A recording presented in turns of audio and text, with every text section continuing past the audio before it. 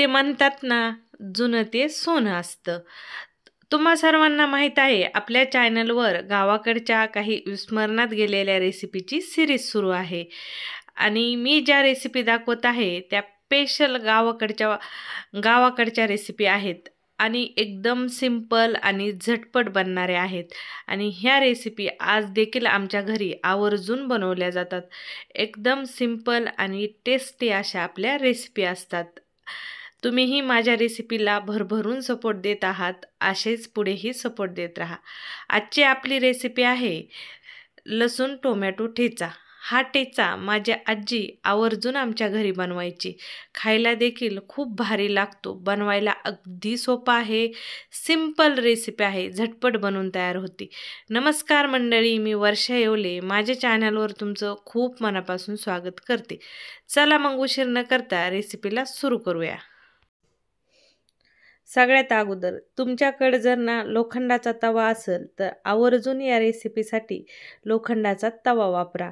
हा ठेचा लोखंडाच्या तव्यावर बनवल्यावर आणखीन भारी आणि टेस्टी लागतो आणि थोडीफार का होईना चुलीवरची टेस्ट याच्यामध्ये उतरते आणि चुलीवर आणि लोखंडाच्या तव्यावर ही रेसिपी बनवली तर आणखीनच भारी तयार होते.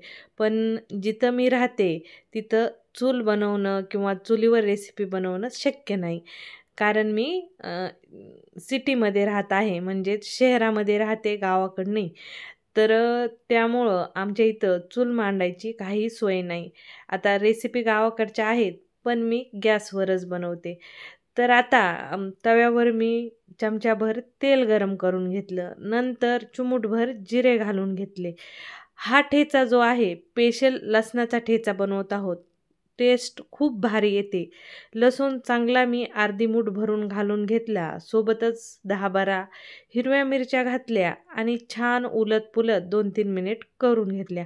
आता लसणाचा आणि मिरच्याचा ज्यावेळेस कलर चेंज होईल त्यावेळेस इथं मोठा एक टोमॅटो बारीकसर कट करून घातला.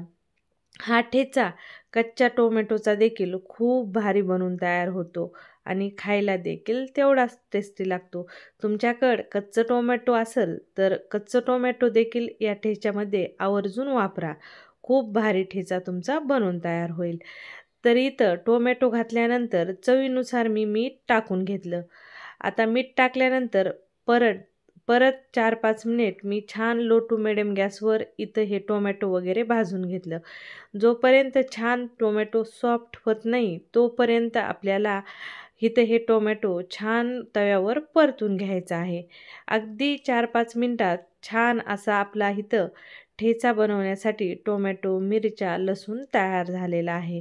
तुम्ही पाहू शकता कशा पद्धतीने आपण इथं टोमॅटो परतून घेतलेला आहे. जितका छान टोमॅटो परतून होईल तितका ठेचा आपला एकजीव होतो.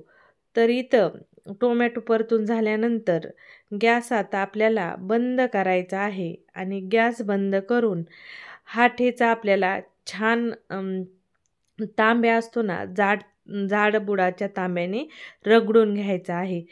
तर तुमच्याकडं तांब्या घरात नसेल म्हणजे बऱ्याच जागेवर आता आपण बाहेर राहतो त्यावेळेस तांब्या नसतो किंवा तांब्याने बऱ्याच जणाला हा ठेचा असा रगडता येणार नाही. तर आता तुम्ही हा ठेचा उकळात देखील कुटू शकता किंवा मिक्सरच्या भांड्यामध्ये घालून छान तुम्ही मिक्सरमध्ये फिरून घेऊ शकता. पण जो तांब्याने ठेचा रगडतो ना, त्या ठेच्याची टेस्ट ना खूप भारी येते, एक नंबर. पहिल्या टायमात काय आहे ना की मिक्सर वगैरे नव्हते आणि केला तर उकळातही शेंगदाणे वगैरेच कुटायचे. पण ज्यावेळेस आमच्या घरी ठेचा बनवला जायचा, आजही माझी मम्मी असाच तव्यावर ठेचा तांब्याने रगडून बनवते.